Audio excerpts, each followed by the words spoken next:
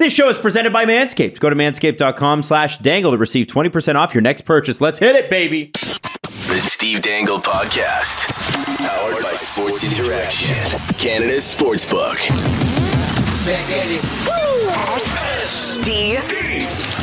SDP. The Steve Dangle Podcast. With your hosts, Steve Dangle, Adam Wilde, and Jesse Blake. Let's go! And the Maple Laughs. Yeah. Play their 5th preseason game tonight against Montreal, starting most of their starters. And Matt Murray will get the whole game. Wow. Not just 40 minutes.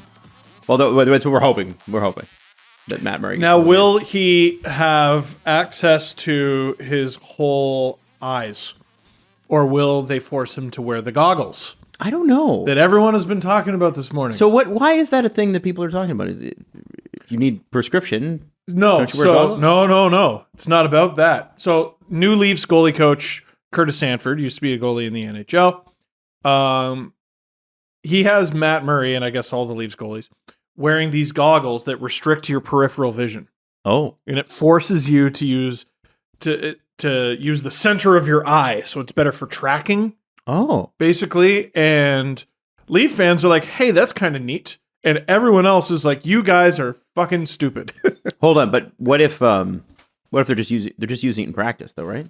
Oh yeah, no, they're not using them in games. Oh, okay, all right. No, it was a joke, you see. Oh, I see. I didn't get it. It's a really good start. My apology. It's a great start. Preseason. Why would that be why would you make fun of that? I don't know. Like, athletes do weird shit, man. I don't know. Every morning, there's a main character on hockey Twitter, and for a brief shining moment, it was this. And then Hockey Canada decided, actually, still bad. In fact, worse than you thought. I'm saving that for later. Have you never practiced anything? Like, it's No. It's a thing they're using to practice with, the goggles here. I have them up on the screen for anybody watching on YouTube.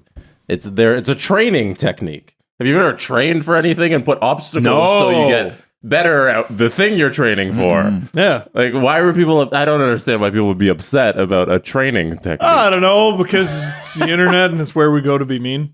Like, I don't know. I guess. I don't know. It's just fine. so odd. It's fine. Matt Murray, who...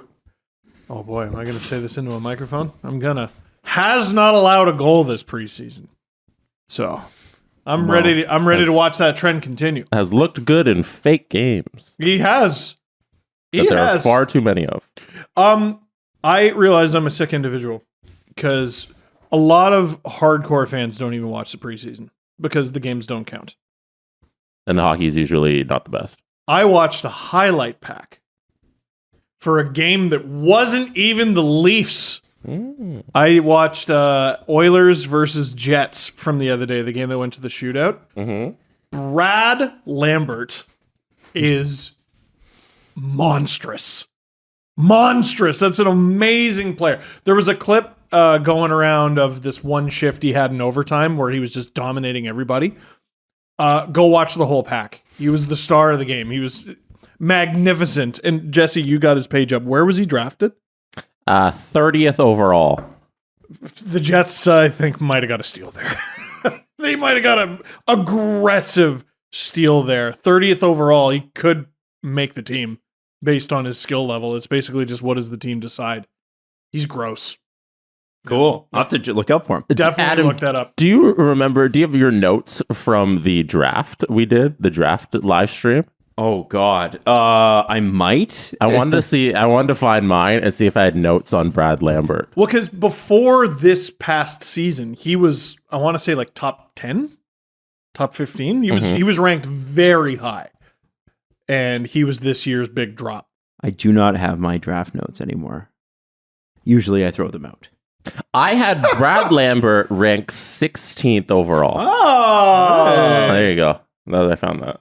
He's disgusting. Okay. He's really disgusting. The Jets, I know we bag on them quite a bit, but they got some real scary pieces up front for the future. That's great. Good for them. They'll be good in a couple of years. Good for them. Okay, so listen, no, I'm not being facetious on that. He is. Something to look out for as the Leafs play the Canadiens tonight. Look for Mitch Marner to start playing defense a lot more. They've been trying him, like actually on defense. Yeah, Sheldon Keefe has been saying that one of the things that they may use him for his defense on the penalty kill. And it's funny because we mentioned this years ago when the Leafs had no defense and they were terrible on defense. And obviously it would be, like I said, situational. But Luke Fox has pointed out and written an article about the fact that Mitch Marner is taking frequent reps at right defense. And obviously, again, like I think it would be penalty killing, or if they wanted somebody strong, because Morgan Riley's been taking some reps on right side, even though he'll likely start on the left. They do feel like maybe perhaps in a situation where they want to press, Mitch Marner might be the guy. Yeah, we're talking about situations where it's 3-2 at the end of the game and they throw out 4 forwards. Mitch Marner would play in the defense spot. Mm-hmm. It's a very reasonable thing to say. And I think they've been doing it, haven't they? Well, yeah, and also like if you actually watch the Leafs play and like pay attention to what they do, their D are very active and they like to jump up. Mm-hmm. And sometimes their forward has to go up, holy shit, and rush back. And if it's the top line out on the ice, it's almost always Marner who's back. Yes, and obviously he plays defense on the power play, or defense, quote unquote, whatever. That shifting diamond thing that they have going on, 5-part diamond. Whatever the highest forward is. Yeah. But they're saying this might be like a 5-on-5 thing. And not just the end of the game, just maybe, like Jesse, you said, it's 3-2 at the end of the game. You're looking for a goal, for sure. But what if it's the end of the second period and you're trying to put a dagger in them? Yeah, you're looking for a goal. It's situational base. Yeah, it's still very situational. That's the same scenario as end of the game. Now, I like it as a challenge to the D-corps. Because you got to have Mitch there are you guys serious? Yeah, you're like, I've been doing this my entire life. He hasn't. What are the odds he's better at this than I am? And I would say the odds are actually better than you think. There's other sports that are sort of positionless. And maybe this is something, we always talk about the connection between Dubas and Masai, mm-hmm. and how the Masai Ujiri effect with the Leafs. We haven't seen it. It's not a thing. Except he said to hire more women. Remember, that was a piece of advice that I think Dubas put that out there. Yeah. And the Raptors are probably one of the more forerunning teams in the NBA in terms of positionless basketball. Mm-hmm. Why not positionless hockey?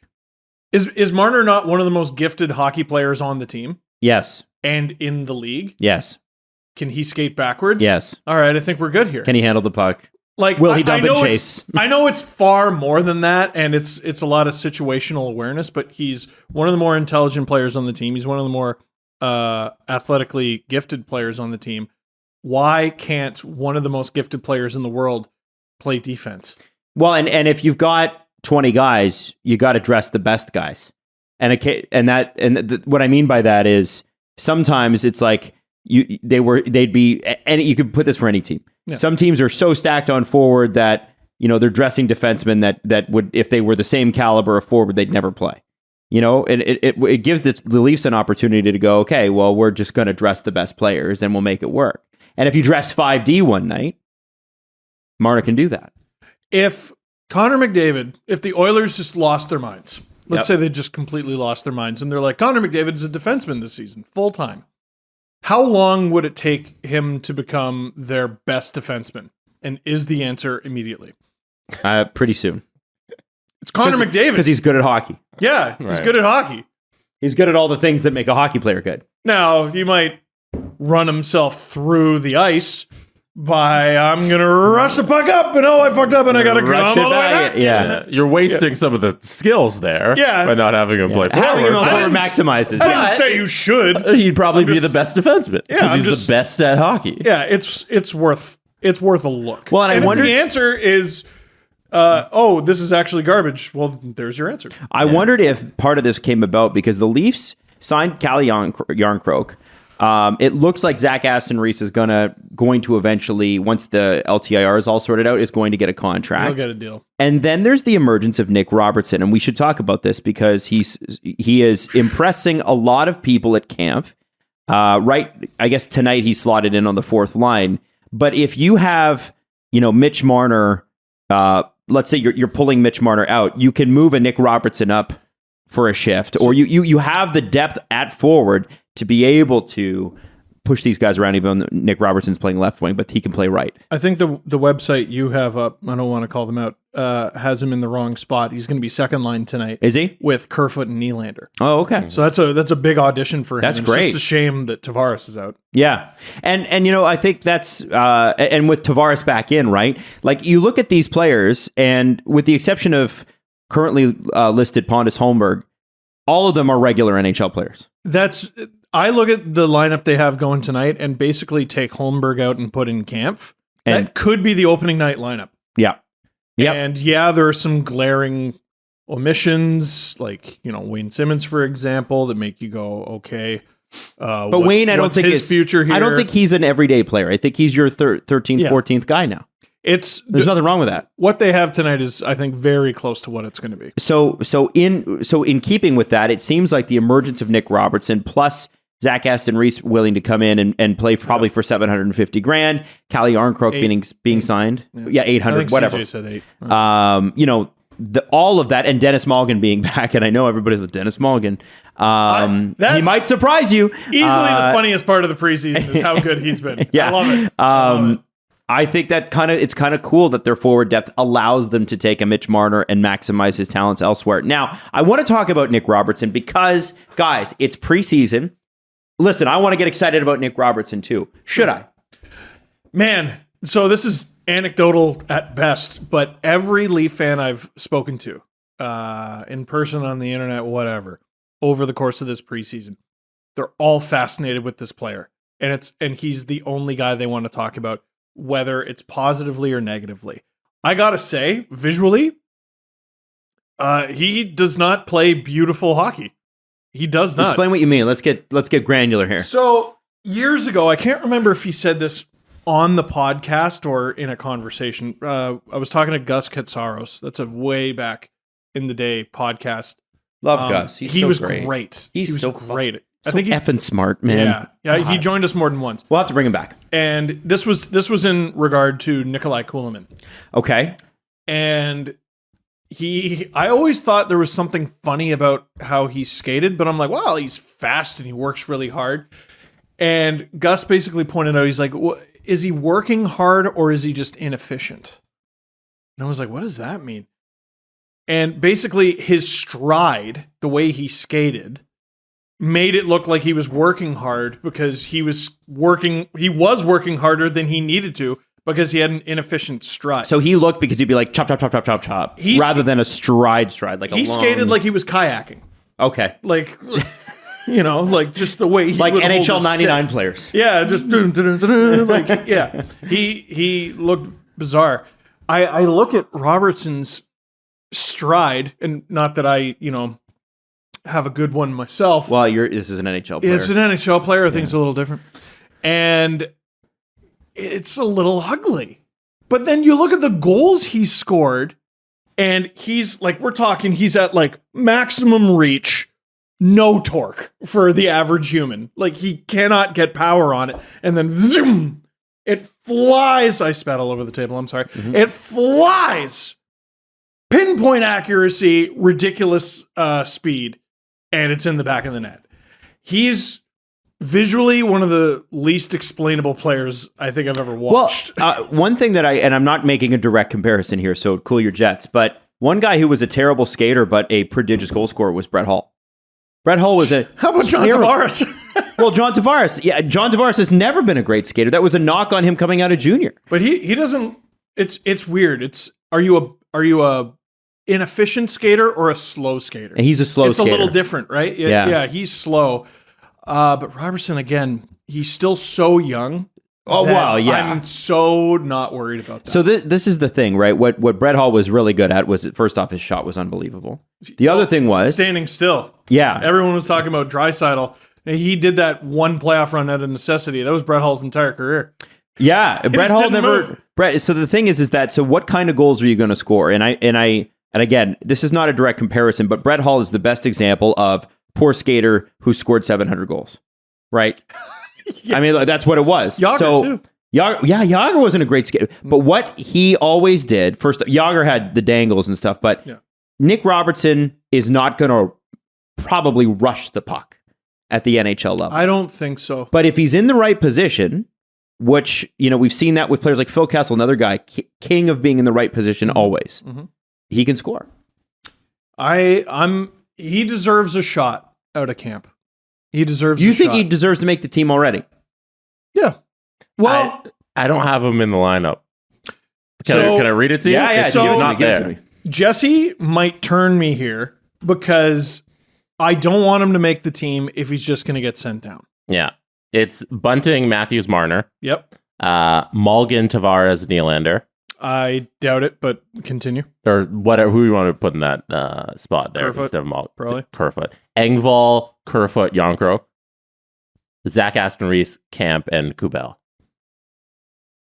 That's enough forwards. When healthy, that's the thing too. Yeah. Tavares isn't in there, The weird thing about Kerfoot, they keep calling him Swiss Army knife, and he's so helpful to the team and everything. But I've seen a bunch of projections for this season's lineup that have David Kampf on the fourth line.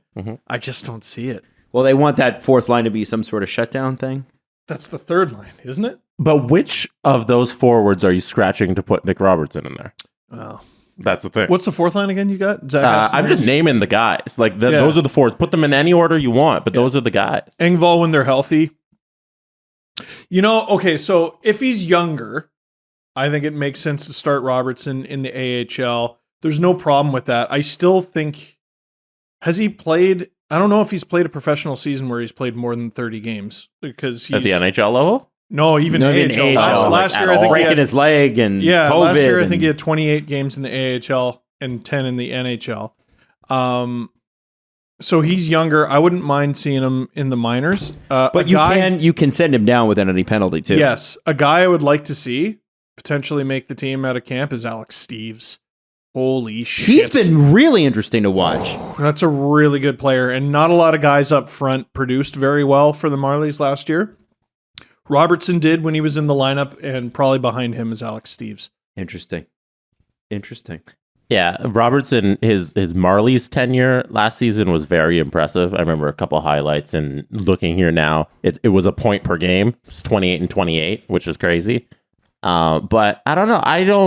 I don't see it there right now. He's still so young. Like it wouldn't be a failure, right, Jesse? No, we're knocking a 21-year-old. He turned just 21 on September 11th, like a month ago. So there's still so much time. I think we got to give him a little bit more time. Like you're talking about the skating. To me, like that's the biggest issue. It's too much running around. The shots look good. Like who knows if that preseason shot translates to NHL real games, but I just give him some more time to develop. Yes. It's not quite there yet. And I named enough forwards to knock him out of the lineup. Yeah. Put him with the Marlies again. Let him go point a game. And to give you an idea of how robbed this kid has been, in his last year in the OHL, this is so dumb. This is so stupid. He played 46 games, had 55 goals in the OHL. He still had a year of junior eligibility after that. And then COVID. But then COVID. 46 games, 55 goals, 31 assists, 86 points. He had 86 points in 46 games. Then he played 4 playoff games. Then the Leafs screwed him out of that.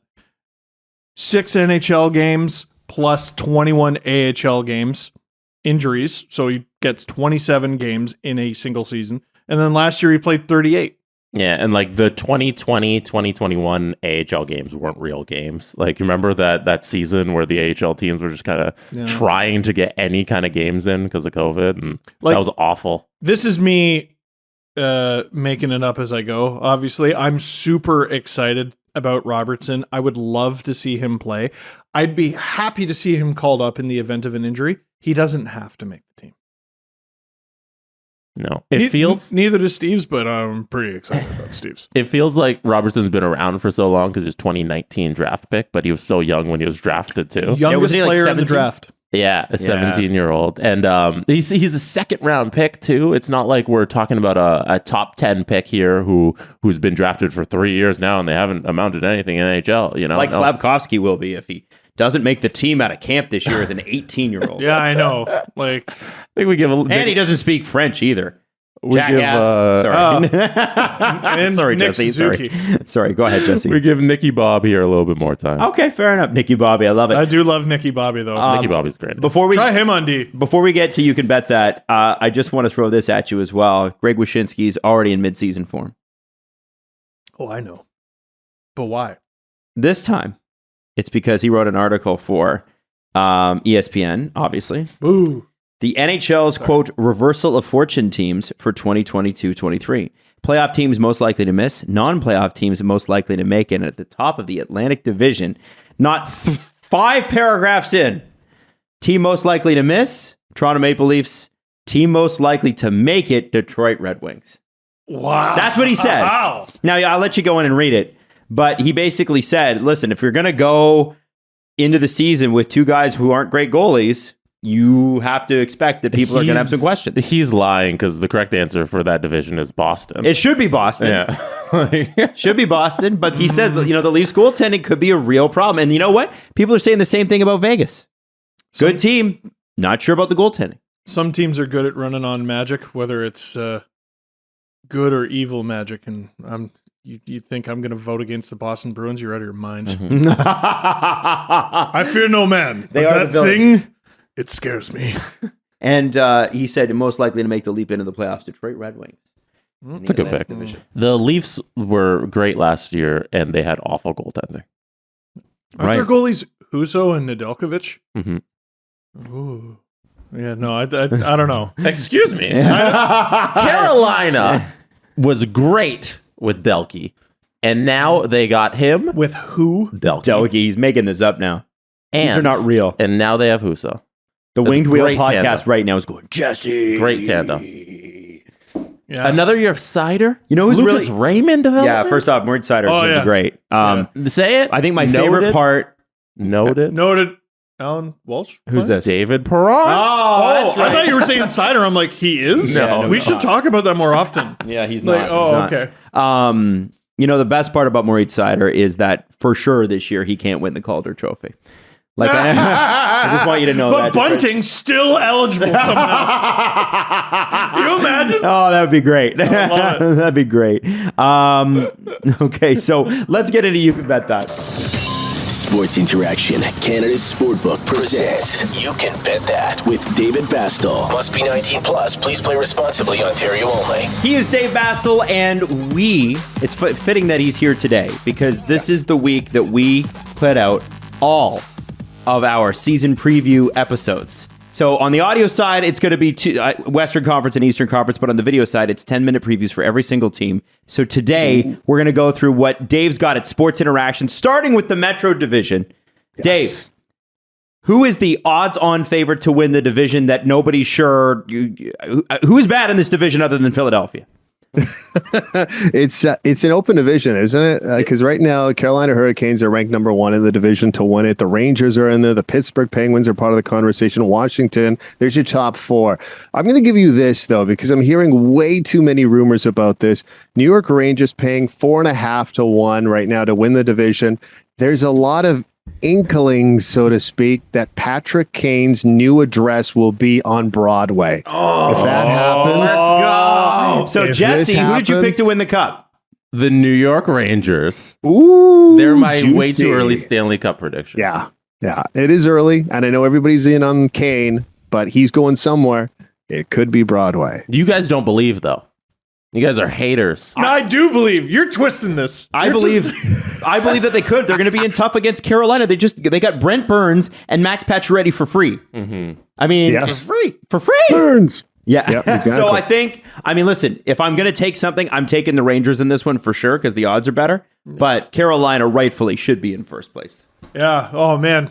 Second place in the division. Let's go off the board. Look at this guy, eh? Dave, we also got the taunting. Pacific Division, and there's a real battle here at the top between Calgary and Edmonton. Yeah, it really is. So, pick your poison, right? Like, are you trusting Calgary's going to be able to gel all these new players, and is Jacob Markstrom going to return to form because he really sucked in the postseason? And then it's the Edmonton Oilers, Jack Campbell's team, right? Jack doesn't really have any insurance behind him. Connor McDavid is back with Evander Kane, which was a really good pairing up front. Can it continue over 82 games? Probably can. So who's the better Alberta team probably determines who wins the division, right?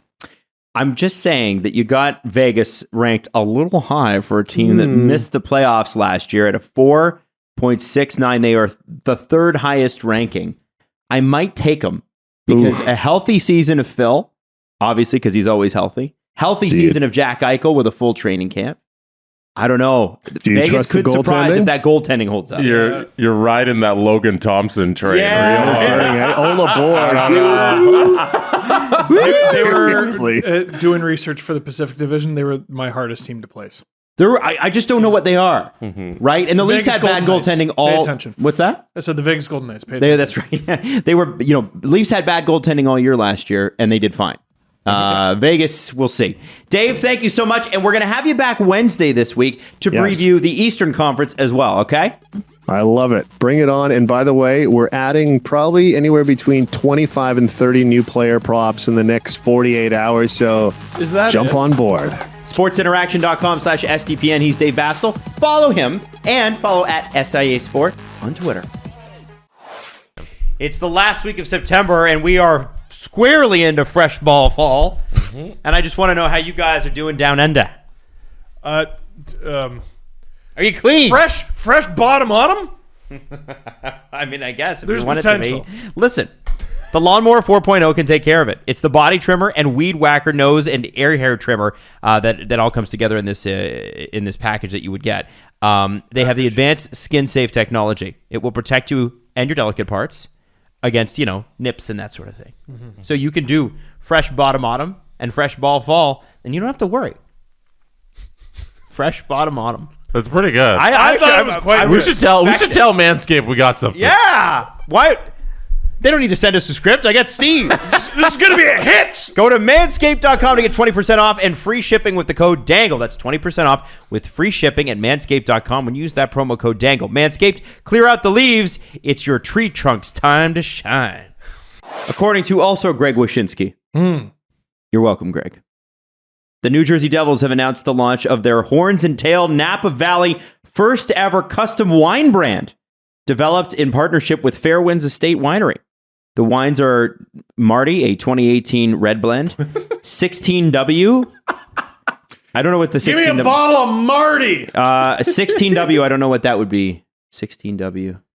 Like 16 wins for the playoffs? For the cup. For the cup? Of course, Leaf fans don't understand what it means. Yeah, of course. Yeah. Which is a 2018 Chardonnay. Oh, God, I'm going to get clipped, aren't I? Yeah. What? No. What does 16 wins mean? No, I got it, though. I B-rabbited you. Here, tell them something they don't know about me. And another one called Engraved, which is a sparkling brew. Ooh, a sparkling brew. I don't know. Is that how you spell it? B-R-U-T? Brew? I've never had a brew. A brut. I believe it's a brut. Yeah. This is Steve. He's my brew. Yeah, so Marty, 16W, and Engraved. I like that. And why was none of those named Lou? Lou should have a wine named after him. They messed up. Lou, no, and no Eliash? Are you kidding? Not Lou. There. Not Lou. It's the New Jersey Devils. The best thing they could have called their wine, just a label that says wine.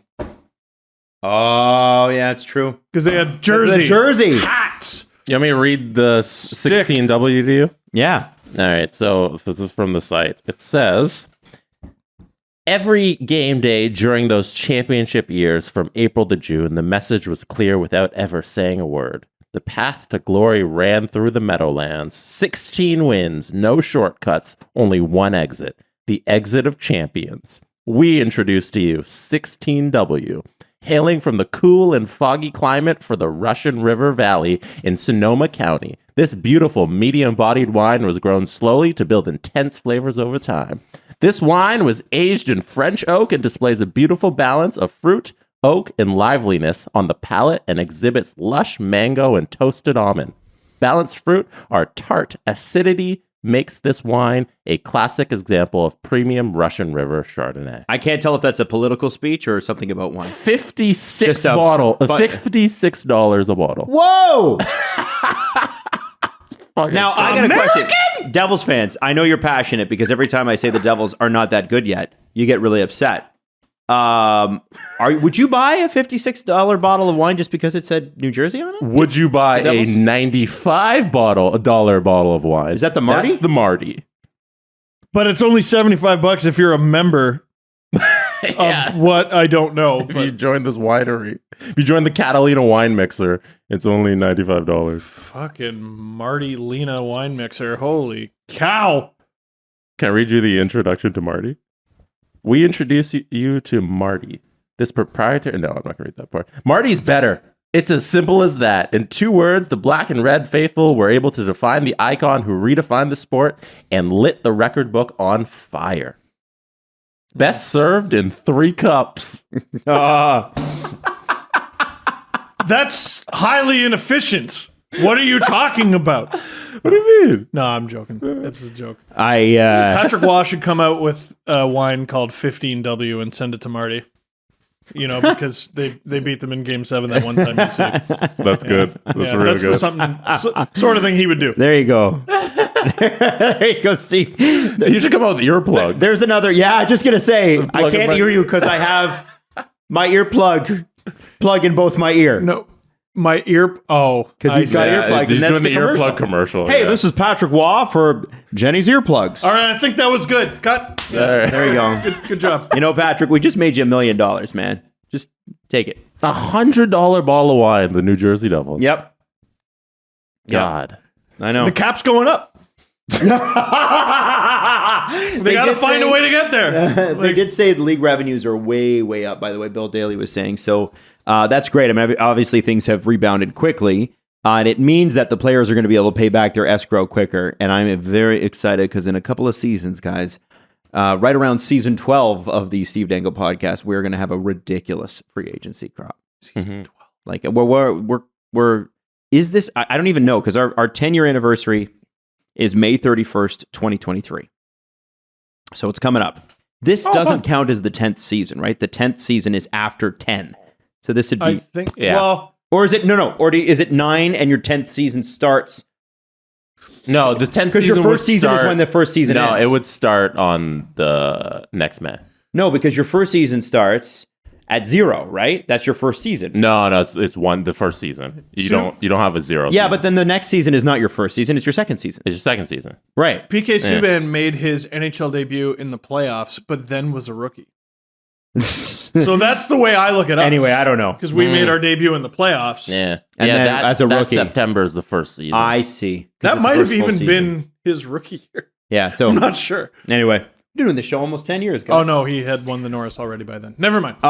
Jake Allen signs an extension, and obviously Montreal fans are pumped about this. As a part of the rebuild, obviously he's going to be around for a few more years. I think it seems like, anyway, that Montreal is doing everything correctly. Do you know what I mean? It's not. Yeah. It's not. I don't know if it moves the needle. I don't know if they're going to be a good team this year. I'm not going to reveal that because we've got our season previews coming out at the end of the thing. Sure do. But it seems like this season there's a direction, and there's actually some sort of positive momentum going for them. Did you see the Martin St. Louis quote about Jake Allen? No. He basically, it was an abbreviated version of, basically Jake Allen is planting a tree that he likely will not have the opportunity to sit in the shade of. And what that means is basically he's doing something great for the Montreal Canadiens as they build towards a winning team. Whether he's going to be there or not. So by signing his 2-year extension, he's helping the team through the rebuild. Now, a lot of people were like, oh, that's a wonderful thing to say. And I was like, really? Because it sounds like a commitment to losing for the next few years. But I think that commitment was made when they put together this roster. But... and they didn't, the current leadership group didn't put it together. Yeah. Right? So... But full season of Marty... as their head coach is going to help them. Full season of not having every single player on the team get COVID is definitely going to help them. Full season of Cole Caulfield is going to help them. Some guys coming off the IR might help them too. Some guys coming off the IR might help them. I think it would be hard very, very difficult for the Montreal Canadiens to not have a better season than last year, just because everything that could have gone wrong did. Yeah, absolutely. Absolutely. And Wasn't you know what? Allen hurt as well? Yeah, he was. And I think it's ridiculous. He's 32 years old. Here's the one thing that could go right for them. Sometimes rebuilds in the NHL go a lot faster than we think. It's to go from 32nd now to 16th is actually sometimes a really quick jump. It's going from 16th to 8th to 4th to 2nd that becomes harder each time and seems to take longer. And I think the Montreal Canadiens, based on this roster, listen, they may not have it this year, but where they're going, you can see how they might be nibbling at a playoff spot by next year. Maybe this year. Maybe. I could see. I could see it too. Let's say Jake Allen is lights out. And here's the thing. When that big free agency year happens, he's still with the team. Right? This extension doesn't kick in until after this season. He gets $1 million raise, so he could be the backup goalie. Jesse, can you bring up the standings, please, from last year? Yeah. Because one thing, I don't know if I've articulated this properly. I don't think there's going to be any monsters this year. So it'll be easier for the teams lower in the division to make it. So the Atlantic had 4 top 10 teams in the entire league. Oh. Panthers had 122. Leafs had 115. Didn't even win the division. The Leafs were actually, this is so Leafs. They were the highest ranked team to not win their division. Just unending torture. Tampa had 110. So you have 3 teams above 110, and the Bruins 4th, a wild card team with 107. That is not happening this year. Those points are going to be redistributed. My mouth went on strike there. And it'll be easier for the, Ottawas and Buffaloes and Detroits and Montreals to stay in the hunt. I think we can talk about, like this year. I think when talking about the teams that are going to miss the playoffs, I'm going to be very careful about being like, I'm not saying they're bad. Unless the teams are like Arizona or Philly and potentially another team, actually. But we'll do that when we talk about the Pacific Division. Yeah, no, I got faith in Montreal. Okay. To at least not be as bad. The contract's a little much. $3.8 million for Jake Allen. Yeah, but they're signing him to be the starter.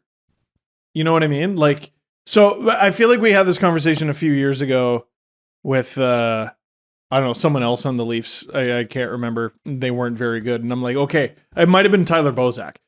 Because it's like, oh man, he's getting paid too much. Well, no, because there's what he provides the team in terms of value. And then there's also the job you're asking him to do. Right. The job the Montreal Canadiens are asking of Jake Allen is to play, honestly, probably like 50 games. That's a lot. Yeah. And the contract's kind of a product of circumstance, because like they also need to just spend money because they're not a cap team and they need to get up to the floor anyways. So, and with Carey Price going to LTIR, they could even move that money back. It just, if they want to get there, have them on the roster and all that stuff. So it wouldn't make sense for most teams to sign Jake Allen to that money. Exactly. It makes perfect sense for Montreal to do it. Exactly. So good for him getting that contract. New news, Cam Charron is writing for The Athletic. Ooh. Cam Charron, who wrote for the Leafs Nation for years. Yeah, that was the highlight of his career. And then worked with Steve there, and then went to the Leafs front office, and he worked in Vancouver, but he was part of their analytics team for 8 years.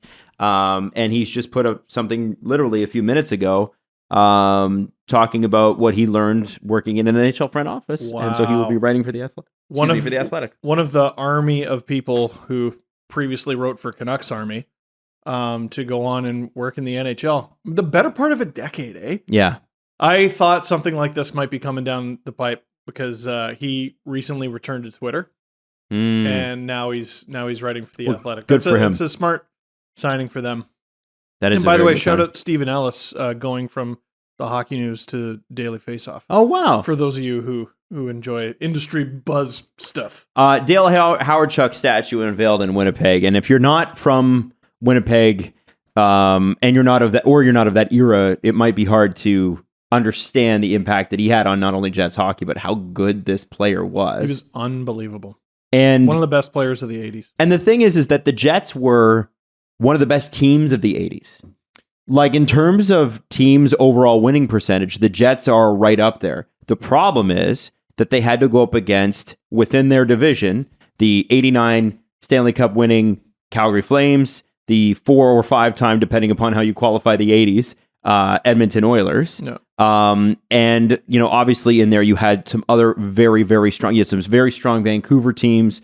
You had, the Flames were very, very good, especially towards the end. And the Jets, to me, of the 80s were a little like San Jose of the last decade, just never quite got over the hump. Like the golden era of Western Canadian hockey, right? Yeah.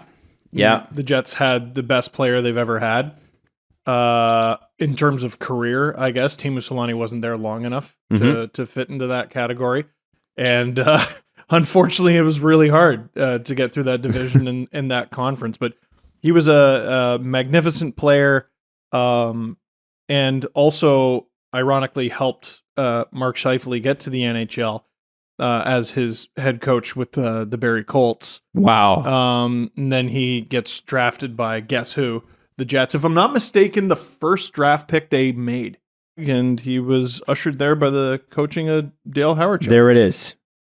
Yeah, he's an elite offensive player, and that was his coach. Funny that. Now, in the entire time he played in Winnipeg, Hawerchuk never scored less than a point a game, including one season, 84-85, which I think is Gretzky's best point year, or was that 85-86? I think Gretzky's best point year was 84-85, which is, I don't know. Anyway, did it start with an 8? Yeah. That year where he had 200 points, Hawerchuk had like 130. Wow. 53 goals, 77 assists. And the thing is, you go and you look at their playoffs, and with the exception of the 86-87 season where they almost made it, they were a first and out team because of who they had to play. Yeah. And he was always up there on the scoring sheet and that sort of thing. He had some great years in Buffalo and then ended his career in Philly still effective. Was an unbelievable player. And obviously, like you said, Steve, big part of the Jets organization. I just missed the rest of it. And so talking about the Barrie Colts. Barrie Colts. Well, he also was a part of the Jets thing, right? Like he was a part of the management group there with Mark Chipman. And was he not a consultant? I don't remember that. I know of his work with the Colts because I was still sort of tied to junior and working in junior at the time.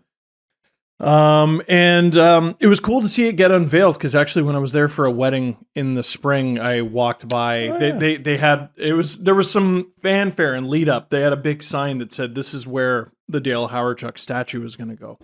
And, that's cool. And now it's there in the city he belongs in forever. It's a bit of an awkward pose, but his picture on NHL.com is that pose, which is, it's like him leading the puck, but then there's like an arm behind him or whatever. It's his most famous picture. I actually really like it. I was thinking that too when I first saw it, like, oh, that's odd. That it's you an would odd have pose. a player like basically poking at the puck. But like every player has the same damn thing, right? It's them. Yeah, they're handling it or they're shooting it. I like this. Yeah, the full thing. Yeah. Oh, yeah. Cool, right? But the first time you see it, you're like... It's an action shot. Yeah. Yeah. And that's his most famous sort of picture that was taken with the Jets. By the way, those Jets 80s jerseys are so cool. Like, they are just awesome. That's a good statue. And the way he's holding the stick looks like the logo. Yeah. Oh. It's perfect.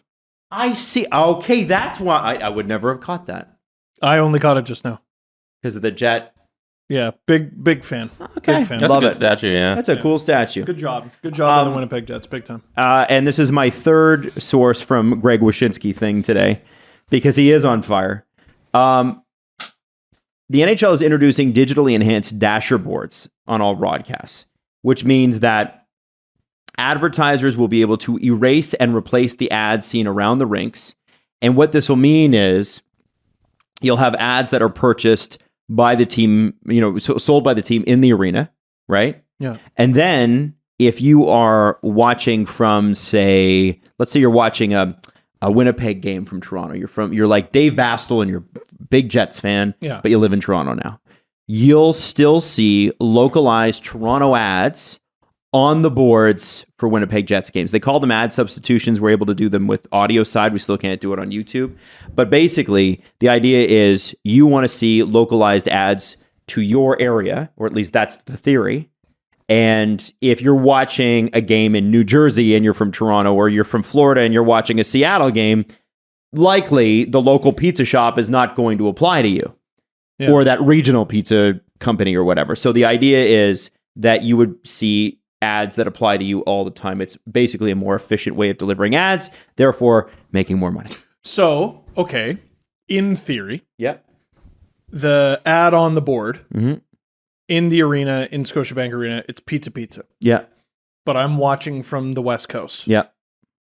Could it be a Panago ad? It could be, yeah. No question.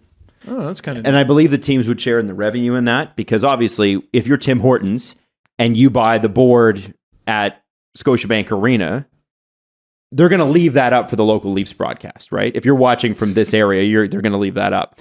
That's what I was wondering, because part of the appeal of buying those boards is it's going to be on TV. Right. You're not going to want to pay as much if they're just going to take it out. It all depends on how it was sold. Like, we don't know how each advertising spot was sold. They could have sold it as you get everything, or they sell it like it may be digitally replaced. Yeah. So they'll have, basically it'll be on the salespeople to say, do you want it the full game, or do you want it to be digitally replaced? And then advertisers would have to pay an upcharge, which means that NHL advertising just got more expensive. And this is the same, I think, conversation when I see people talking about this as the jersey ads. I just say, welcome to the other sports. Because like the NBA, if you watch any Raptors game on the court, there are advertisements on the court. Those aren't there. No, those aren't. are placed by Sportsnet. And if you're watching it on the Washington Wizards feed, there's another advertisement there on the court. And the guys are running on top of it in this fucking great technology. And they're fake ads, but they're all just paid to put And there. they've been doing it on glass for years. But the reality was, along the boards, they didn't have the technology to erase what was already there and still have the play come in front of it and not have the puck hide behind it. They did this at the World Cup, I believe, in 2016 in ACC at the time, and it worked, but they haven't like perfected the technology until now. I personally don't care. I don't care. Just don't let it get in the way of the product. Don't make it shitty. And that's really my only. That's only the right feedback. attitude. Yeah, like I don't care if it says Caramilk or Coffee Crisp or whatever the hell leading into Halloween. God, I'm hungry. Just don't make it. I don't want to see it wave and move around. Like, just if you're gonna do something, do it right. Let me watch my friggin' game. Yeah, absolutely. Couldn't have So said it true. better. Yeah, and maybe it won't. But sometimes those ad breaks sometimes are a little annoying, where it's like the short ad break. Like you're watching play, it's like, and then there's like a 15-second jump in, and then you're back to the play. It's like, can you save it for the commercials? You know what I'm saying? Everybody's doing it. Everybody's doing it. My thing. Hockey Canada. Phrasing. I saved this for last because it is easily the most negative story that we have to give you today. And sometimes you do want to talk about some fun stuff before you talk about the shitty stuff. And obviously afterwards we'll do a press conference. But according to the Globe and Mail this morning, I'm going to read directly. Several years after Hockey Canada began using player registration fees to build a large financial reserve known as the National Equity Fund to cover sexual assault claims and other lawsuits, it channeled a significant portion of that money into a second multi-million-dollar fund for similar purposes. It's called the Participants Legacy Trust Fund. The reserve was created by the organization and its members with more than $7.1 million from the National Equity Fund, which was the first fund. The money was earmarked for matters including but not limited to sexual abuse, according to Hockey Canada documents obtained by the Globe and Mail. The trust, with its vaguely worded name, is an example of a large financial reserve created by Hockey Canada and its member branches to cover sexual assault claims, among other things, with funds gathered from hockey registration fees without fully disclosing this to parents and players. And that's the key part here, is that parents and players did not know that when they paid that registration fee, which was mandatory, that's where their money would be going. And the other thing is, when they went in front of the government in the spring, they did not disclose this. And they were in front of the government multiple times. And they were saying, Scott Smith especially, who is the Hockey Canada president and COO, he said, I shouldn't have to resign. I'm brand new here. I'm brand new. Let me fix this. And we said to you at the time, it's very difficult let's say his motives are altruistic and not self-preservation. Okay. Let's say his motives are, I really want to fix this. Sure. It's very difficult for a person who's been a part of an organization for 15, 20 years to change the culture of that organization, because you are the culture of that organization. He's been there since 1995. And so close to 30. For as long as the Colorado Avalanche have been a team. So Scott Smith knowingly went before the government and withheld this information. Now, he might make the argument, well, they never asked. But that's being dishonest. That's still, yes, maybe it's not a quote unquote direct lie, but it's willful dishonesty. And at the end of the day, if we want this to change, because whether you call it Hockey Canada or not, Canada will always have to have a governing body for the sport of hockey. And it will always be a major governing body for the sport of hockey. Whether you could tell me you want to burn this down, you want to get rid of shred the logo, change it to something else completely. I'm with you, fine. But the reality is that it will still be something that serves the same purpose that Hockey Canada serves. What must change are the processes involved in dealing with these disputes, and more likely now than ever, every single person involved. These guys can't now, and they're testifying tomorrow. So this is a bombshell. They're testifying tomorrow. In front of the government tomorrow. Yeah, perfectly timed. There's definitely strategic on the Globe and Mail's part. For sure. Yeah. And it's the right thing to do by the Globe and Mail. Good for them. It's good reporting. It's shocking, the arrogance that could lead to something like this. This is the time to be as forthright and honest as possible. And these guys, like, you knew, like, it's like, honestly, it's like you knew you were going to get found. Mm-hmm. No, they didn't. Adam, they knew. Bless you. You had to know. Bless you for being shocked by the arrogance. All they have proven at every opportunity is they're one of the most arrogant organizations in this country. Forget sports, in any business, that you thought you would get grilled by a bipartisan government committee, and you thought this would never come out. And it might not have. But good journalism brought it to light just a couple weeks after you had a poll go out to people, a survey go out to people, asking if the media coverage is overblown. Fuck you, by the way. Looks good on you. Now you're being found to be even worse than we thought. So any shred of the benefit of the doubt afforded to Scott Smith or anyone else in Hockey Canada, flush down the fucking toilet. Flush down the toilet. You can't trust a single thing any of these people say. It's done. It's done. People have been saying burn it to the ground for a long time. There are always people who are going to say that immediately. Now, I would love to hear the argument against it. Mm-hmm. What on earth is the argument against burning it down to the ground? Mm-hmm. They are untrustworthy and arrogant to a degree nobody can work with. Right. The government can't work with them. Parents can't trust them. The general public can't trust them. Nobody can trust anybody with any kind of power in this organization. It's done. It's over. I don't want to hear it. Make the resignation letter nice and short. Don't waste our time. Leave. Get out. Good Lord. You've been with this organization for how long? Made God knows how much money. I'm sure you can retire. And if you can't, do something else. Fuck. Well, you don't belong here anymore. This is the thing, is that if these guys had I'm looking at it like this. These guys held major management positions at a major body of importance in this. The reality is that executives at that level get shuffled around. Like, I've seen it in media time and time and time again. It's every 5 years, they do a little chair shuffle and they switch to another organization. It's what happens. And these people could have easily picked up jobs in the private sector. over the summer and been like, Scott Smith could have looked like a hero. He could have been like, I don't want to be a part of this. I'm part of the culture. I need to go. And people have been like, wow, Scott Smith, everybody. And they would have gone and picked up a private sector job where he was a major manager and continued on with his life. But the arrogance of this, the arrogance of thinking that we're not going to know, like the reality of it, guys, is that if it's a government body, you can open every book. Right? Private company, you need lawyers to do that. Governing body, you really don't, right? It's like the government goes, open your fucking books, man. Yeah. We haven't been paying enough attention. And the person I'm curious the most about, guys, and the person who has said absolutely nothing, and I'm a little perturbed the heat's not been turned up in his city, is Bob Nicholson. He'll be at the hearings tomorrow, so we'll hear from him there. Right. And he may not have given any media availabilities, but there has been a real silence on Bob Nicholson. And if he wasn't there for the 2018, which he wasn't, he was there for the 2003.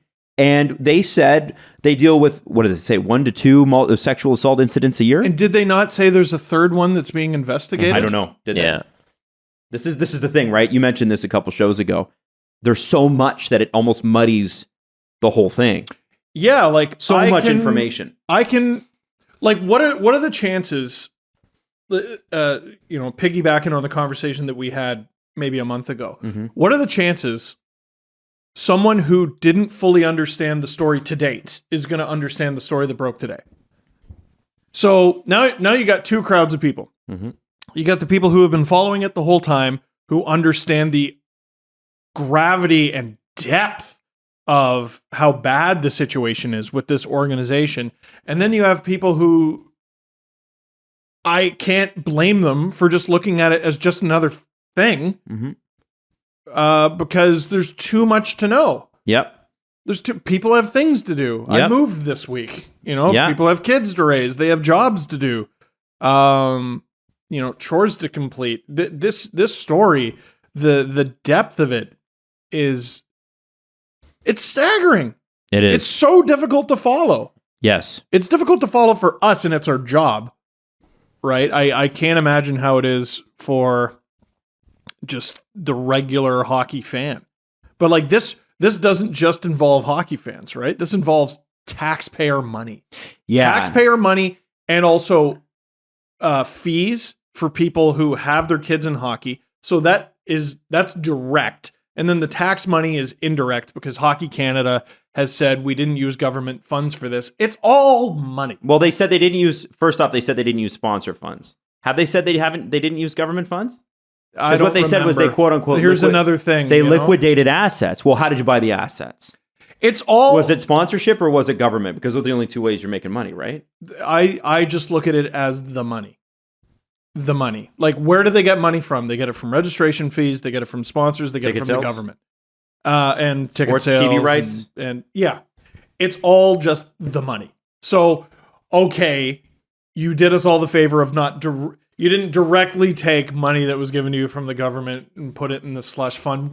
Fine. It's all semantics to me. It's all semantics.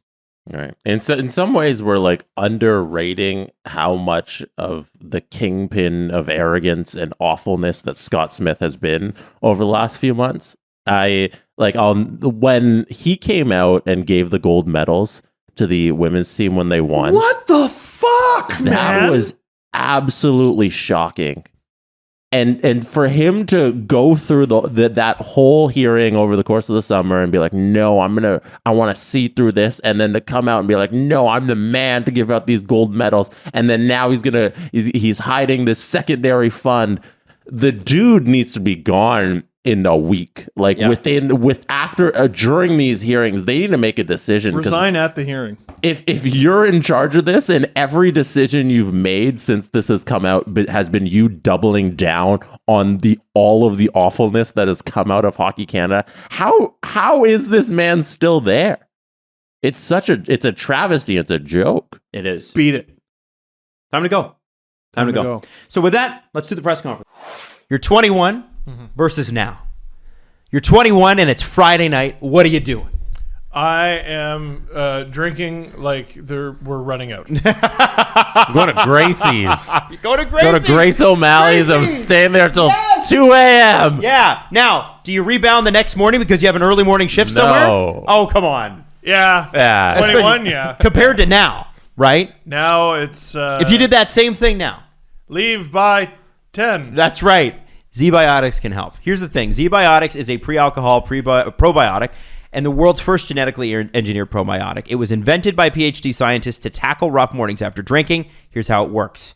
When you drink, alcohol gets converted into a toxic byproduct in the gut. It's this byproduct, not dehydration, that's to blame for your rough next day. Z-Biotics produces an enzyme to break that byproduct down. It is designed to work like your liver, but where you need it your most, which is in your gut. And just remember to drink Z-Biotics before drinking alcohol. Drink responsibly, of course, and get a good night's sleep to feel your best tomorrow. And it even applies if you're going to bed at 10 a.m. or 10 p.m., Steve. Oh, good. Yeah, I appreciate it. And by the way, for my wedding reception, you stayed later than 10. I sure did. It was really nice. What a good friend. Give Z-Biotics a try for yourself. Go to zbiotics.com/STP to get 15% off your first order and use that code STP at checkout. Z-Biotics is backed by a 100% money-back guarantee, so if you're unsatisfied for any reason, they will refund your money, no questions asked. The NHL season starts next week. What? You want to bet? I believe you. You should do it at sportsinteraction.com. Oh, It's yeah. Canada's sports book. Football's back. Baseball playoffs coming up. Hockey season literally next week. You can bet pregame. You can bet live and play like Jesse did when we were at Game 7 for the Leafs, the last time the Leafs played hockey. And, on many of the prop bets, too. You can check them all out. They're great. It's made for Canadians by Canadians. Sports Interaction makes it easy to deposit, play, and cash out. Join now and see all that sports betting has to offer. Head on over to sportsinteraction.com/STPN. That's sportsinteraction.com/STPN. Ontario only. 19 plus. Please play responsibly. The Presser. SDP. The Steve Dangle Press Conference. Hi. Isn't it great? Hockey Canada and what it does to this fucking show we're having. This is something I good didn't old think time we'd and- get 2 questions on. We got one from Froggy J and one from the Hey. Crazy Canuck. Oh. Alex Galchenyuk. He was dropped from his PTO. Where do you think he lands? What happens next to a good player with a long career, a very interesting career because he played so much of it in Canada? So it was highlighted a lot by the media. Like he's been in the news a lot throughout his career. There was so much in Montreal about like, was he good? Was he not? Mm-hmm. Was Therrien using him the right way back in the day? Wouldn't even let him play center if I remember correct. Yeah. What do you think happens with Alex Galchenyuk? So, again, it's the preseason. There's a wild amount of information out there, and we're not going to see all of it. So, what most people saw is Alex Galchenyuk was released from his PTO with the Colorado Avalanche, and a lot of people said, "Man, did he really fuck up? Like, did he not completely make a huge mistake? The Leafs offered him a contract. He could have potentially played with Tavares and Nylander the whole time, Mm-hmm. and then left the Leafs and signed. Probably, we talked about the Mason Raymond contract he got after leaving the Leafs. He could have got something like that. Yeah. 3 times 3 after putting up 40, 50 points, which he would have easily achieved, I think, with those guys. What happened, and the reason he was released from his PTO, Jared Bednar said he was actually injured. Oh. And He sustained an injury and will miss a significant amount of time. Oh. Yeah, and the Avs liked him. Or Bednar said the Avs liked him. So once he's recovered from his injury, they may revisit getting him. I feel like you don't invite a player to camp Unless you're really interested. Yeah, like Yeah. I don't think there are bad faith invites. Really, I think if you invite a guy, it's not just to keep veteran numbers up. It's the Avalanche; they're going to be fine. I think it's because you have genuine interest in the player. So, where do I think he ends up? I mean, teams are always looking for scoring around the playoffs, and hopefully he's ready by the playoffs. But then you're talking about a very strange kind of player, because what playoff teams can't score or struggle to score? There's always Depth some. is always important. Yes, but there aren't a lot of teams looking to go deep in the playoffs who want a fourth line scoring threat who's a defensive liability, which is exactly what he is. Yeah. Right? I could see the Kings as a potential fit. Preds, I feel. Preds, teams that are going to be trading away players who just are going to need bodies. They can't necessarily just call up all the kids because the kids are in junior. He might find himself back in Arizona. Might find himself back in Arizona, and I'm going to throw a dark horse in there, the Ducks. How old is Alex Galchenyuk? Trivia. He was drafted in 2012, so I'm going to say 26. 28. He's only 28. He's still got a lot of career left. did the math So wrong. Wow. everybody out there worried about Alex Galchenyuk's career. Hopefully this injury isn't like career ending. I assume it won't be. No. A significant amount of time, probably mid-season trade deadline area. We see Galchenyuk sign with somebody. Only Drafted- 28. He's got drafted plenty this- of hockey left. Same year as Morgan Riley. Wow. Okay. And two spots ahead, wasn't he? Yeah. Third overall pick. That was a fun draft. This one is from James Harkin. James says, not a question, but wanted to share this after last week's pod. So this would have been the pod where we talked about like old YouTubers and stuff. James met Phil Defranco at a live event he held in Toronto. Oh. And he wore a Leafs jersey outside and got everyone in line to sign the jersey and gift it to Phil as a souvenir from his time in Toronto. Oh, cool. So That's James cool. actually got all of the fans in line to sign this Leaf jersey that Phil Defranco then put on and took a picture with God. him. Isn't that crazy? He said this was Great in idea. 2014. That's cool. James, I love that's that. sick. I love that. I wonder if Philip, if like we ever interviewed him, if he still has this Leaf jersey, What do you do with all the shit that people give you? right? Too, right? Yeah. Like he's got to have like a For a guy second like Phil house DeFranco's somewhere. size? Yeah, I keep a lot of it, but I'm not Philip DeFranco size, am I? right. No. Like you keep that in the guest house. There's a whole box of fan stuff. You have a storage house. yeah. Yeah. Wow. That's really cool, man. That's a great picture and Right? a great idea. That's Thank you for fucking sending me awesome. that. That's So awesome. next time we have a live event, go get a Leafs jersey and get everybody in line to sign it and then give it to Steve. So The shot of him putting it on is hilarious. so Steve and Phil DeFranco have the same fun Leaf jersey. The closest I had to that is someone at my Ottawa book signing brought a wicker basket full of green bell peppers and just started handing it out to man. people in line. And so, like, some of them were really into the bit. Yeah. They were, but then, like, it's like 24 bell peppers or whatever, and some people are just like, "Here you go." And I'm like, "Oh, thank you." By the end of it, and at the end of it, the store manager is like, "That went so great. Can't believe how many people were there. What do you want us to do with these?" And I was like, "Donate them." I don't know. You don't want any? I was like, "No, I don't." Donate old bell peppers. They All weren't right. old. They were freshly bought. They were This just one's from Billy touched O'Brien. by all of Ottawa. What teams do you see Jonathan Toews? That wasn't right. Billy, you got to work on your grammar. Where do you think Jonathan Toews lands?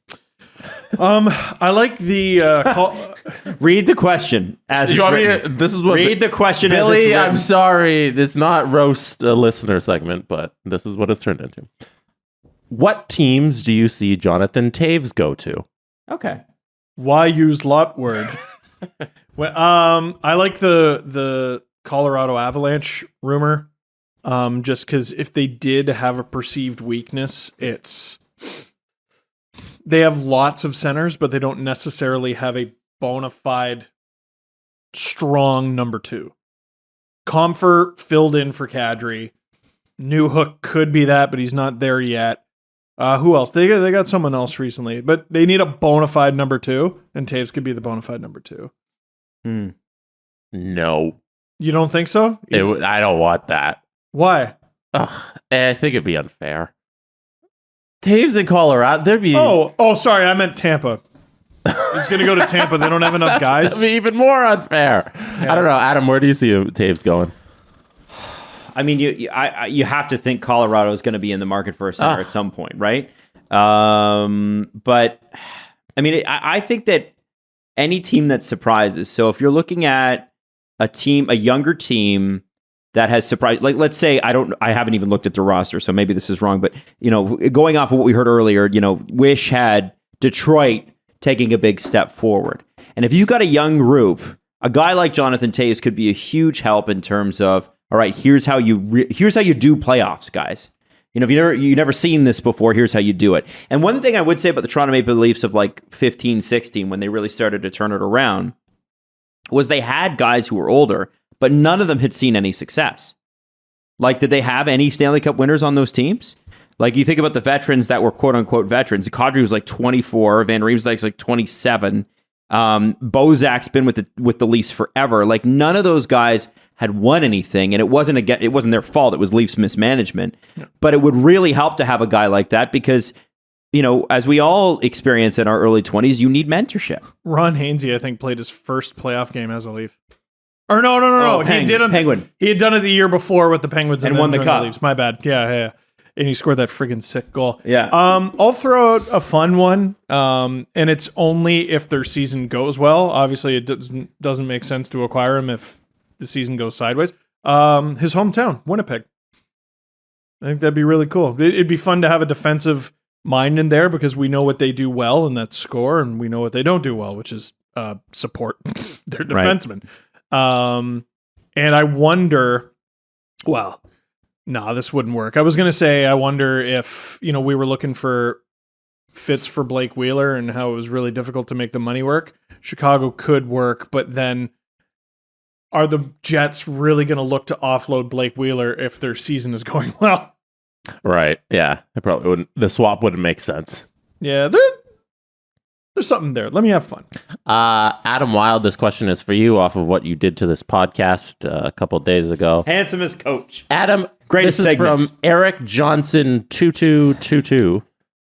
Who is the most handsomest GM in the NHL, Adam? Well, we should go through and we should get all of them.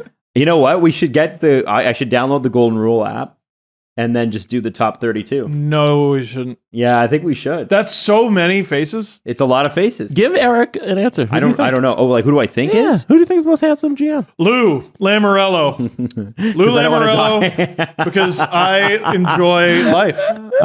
Pull out. Go to Wikipedia has all of their photos on the NHL GMs page. List of current GMs. I mean, I don't know. Start with. Well, it's only got 5 of them. Start with the former players. Yeah, well, I think I would put Rob Blake probably close to the top. Rob Blake's a good-looking guy. Sure. So yeah, I'm gonna NHL GM pictures. Let's see if we can. I think that Chris Drury could be up there. Sure. Good-looking guy again, younger guy. I'm trying. Here we go. NHL GMs on Google. This is great. I mean, you got to put Kyle in there. I didn't want to start with Kyle because I didn't want people to be like, oh, okay, who's got like a handsome but very serious look to him is Julien Brisebois. Oh yeah. If you know what Julien Brisebois looks like, there's something about him. It's like you'd stare into my soul, and I might take my clothes off. Damn. What about Joe Sakic? Joe Sakic's always been a handsome man. You Googled GM faces and David Ayers came up. Leave me alone. Leave me alone. That's enough. I don't know if Kyle's handsome. He's a handsome guy. Sure, he's handsome. Ken Holland always has a look on his face like he's telling you about someone who he can't believe how fucking stupid they are. Yes. Like someone's gone, hey, does. what about Johnny? And he puts his eyebrows up and... Mike Greer. Mike Greer is not bad. Yeah, Mike Greer's a handsome man. That's a handsome man. Yeah, I had to acquaint some of these GMs. Honestly, you know them by name, but it's like if I was grocery shopping beside them, I wouldn't know who they are. There's Jim Benning. Look up Pat Verbeek. Is Pat Verbeek hot? Sorry, handsome. It's handsome. It's different. I always picked up Pat Verbeek in my late 90s, early 2000s hockey games. Yeah, you know why? He was dynamite for 30. That's why. That Pat Verbeek is a handsome man. All right. You know what? Well done, Pat Verbeek. Kyle Davidson too. Kyle Davidson. Not a bad looking man. Is there something to be said for someone who wears their age well? No. We're not talking about Kyle Davidson being a handsome man. Why? We're not talking about that. I'll talk about that when I'm ready. Okay. I'm Danny Wirtz. Oh, I see what he's. I was like, I do not understand. Where's he going? You even had the wine. Yeah. You did that well. That was good. No, anytime we bring up the Blackhawks, it's important to remind everybody how awful of a franchise that has been for the last year. Also important to remind, way less awful, actually far cooler. Ron Hextall was on Agent Provocateur for our opening episode a couple weeks ago. There's the answer. Number one, handsomest. He was, Ron Hextall. I honestly, when Alan told me, I was like, oh, that's kind of scary. And he's like, why? And he's like, well, all right. So why? I said, you have to remember, my first impression of Ron Hextall is watching him and Felix Potvin go toe to toe, and then watching it a million times on Rock'em Sock'em with Don Cherry, and then he's pretty. He has the David Clarkson eyes, right? Or maybe David Clarkson has the Ron Hextall eyes, which are like, I will kill you. No, I will kill you with this stick.